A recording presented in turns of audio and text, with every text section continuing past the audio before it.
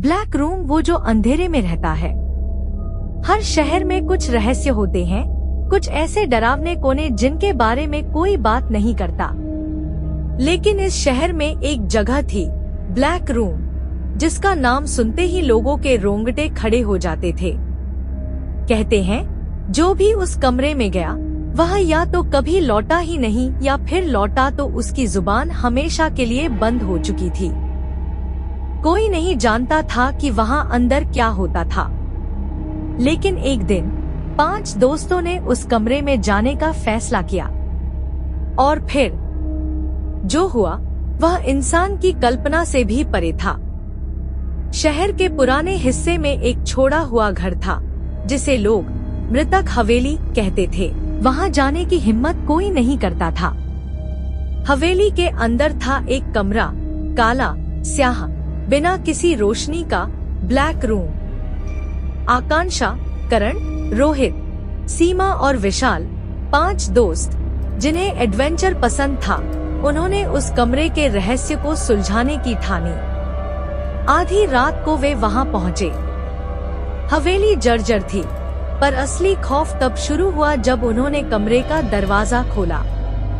कमरे के अंदर अंधेरा था, पर यह कोई सामान्य अंधेरा नहीं था। यह ऐसा अंधेरा था जो आपकी आत्मा में घुस जाता था।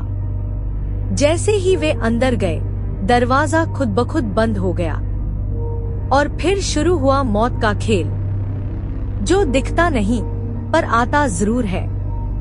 जैसे ही दरवाजा बंद हुआ, अंधेरे में एक हलचल हुई। करण ने मोबाइल की टॉर्च ऑन करने की कोशिश की, लेकिन फोन का स्क्रीन ब्लैक हो गया। अचानक दीवारों पर अजीब-अजीब आकृतियां उभरने लगी, टेढ़े मेढ़े चेहरे, फटी हुई आंखें और खुले हुए मुंह जिनसे सिर्फ चीखें निकल रही थी। सीमा ने कांपते हुए कहा, हमें यहाँ से निकलना चाहिए। लेकिन तभी एक काला, दुबला-पतला हाथ अंधेरे से निकला और रोहित को गर्दन से पकड़ लिया। रोहित ने चीखने की कोशिश की, लेकिन उसकी आवाज जैसे किसी ने छीन ली हो। उसकी आंखें सफेद हो गईं और उसका शरीर हवा में लटकने लगा। आकांक्षा ने कमरे से बाहर भागने के लिए दरवाजा खोलना चाहा, मगर दरवाजा जैसे लोहे का बन चुका था, 1 इंच भी नहीं हिला। अचानक कमरे में एक गहरी, गूंजती हुई आवाज आई, तुम यहाँ नहीं आ सकते, यह मेरा घर है। विशाल ने अपनी जेब से एक माचिस निकाली और जलाने की कोशिश की। जैसे ही माचिस जली, पूरे कमरे में एक भयानक दृश्य दिखा। दीवारों पर इंसानों के सूखे हुए शरीर चिपके हुए थे। उनके मुंह खुले हुए थे, आंखें बाहर निकली हुई, और ऐसा लग रहा था कि वे अब भी कुछ कहने की कोशिश कर रहे हों। लेकिन इससे भी ज्यादा खौफनाक चीज थी, कमरे के बीच में खड़ा एक काला इंसानी आकार। उसका चेहरा नहीं था, सिर्फ एक गहरा, काला अंधेरा। उसने हाथ उठाया और करण की ओर इशारा किया। अगले ही पल करण का शरीर जड़ होने लगा, उसकी हड्डियां चटकने लगी और उसकी आंखों से खून निकलने लगा। नहीं, छोड़ दो उसे, आकांक्षा चीखी। लेकिन अब बहुत देर हो चुकी थी। जो आया वो कभी नहीं लौटा। एक एक कर सभी दोस्त उस कमरे में समा गए। उनकी चीखें हवेली की दीवारों से टकरा रही थी, लेकिन बाहर कोई सुनने वाला नहीं था। सुबह के 4 बजे हवेली के अंदर से अचानक एक दरवाजा खुला, मगर वहाँ कोई नहीं था। सिर्फ 5 परछाइयां धीरे धीरे काले कमरे में समा रही थी।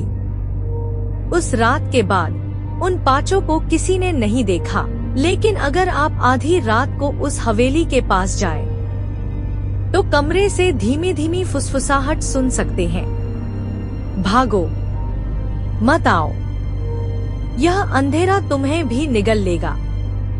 अगर आप कभी किसी पुराने छोड़े हुए घर में कोई ब्लैक रूम देखें, तो उसे खोलने की गलती मत करना, क्योंकि वहाँ अंदर कोई रहता है जो दिखता नहीं, पर भूखा हमेशा रहता है।